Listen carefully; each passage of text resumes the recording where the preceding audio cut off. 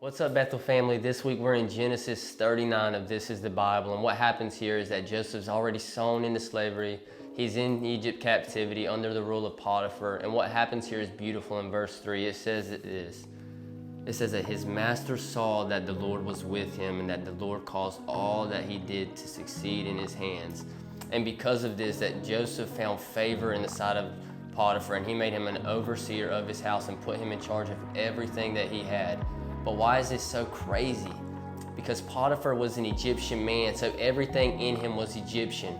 But Joseph had favor of the Lord. And I just want to encourage you where you are. Pastor Daniel always says this, that we're all ministers of reconciliation.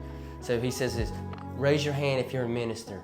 So we all raise our hand, and I want to encourage you where you're at, whether you're at Bojangles working, whether you're an attorney, whether you're at a desk job, a 9-to-5 job, or whether you work overnight, that you are a minister and you have the power of the gospel to change people's lives if you share, because this is exactly what we see happen with Joseph and Potiphar.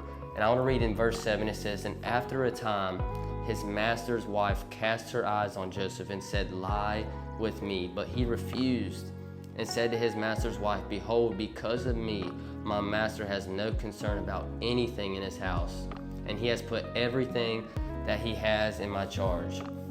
Right here we see that Potiphar's wife thought that Joseph looked really good and she wanted to sleep with him, but he refused and refused. And then there was this one day where Joseph was just working like he normally did. He came into the palace and he was working, and Potiphar's wife saw that no one was with him, so she said, this is my only time. I can go for the kill right here.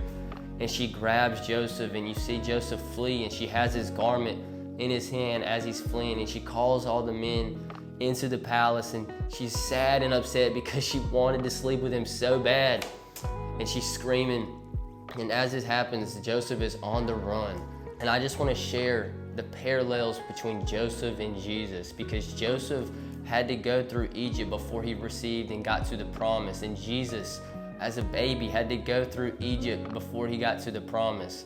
That the same people that loved Joseph the most are the ones who tried to kill him, and the same people who should have loved Jesus the most are the ones who tried to kill him as well.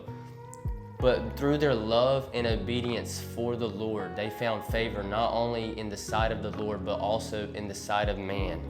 That Potiphar's wife would use a garment, Joseph's garment, and hold it in her hand, just the same as the Roman soldiers would cast lots over the garments of Jesus. That Joseph was tempted with sin, yet he did not sin. And Jesus was tempted with sin, and he did not sin. See, the parallel between Joseph and Jesus are so similar. This is the Bible. Every word on every page whispers the name of Jesus.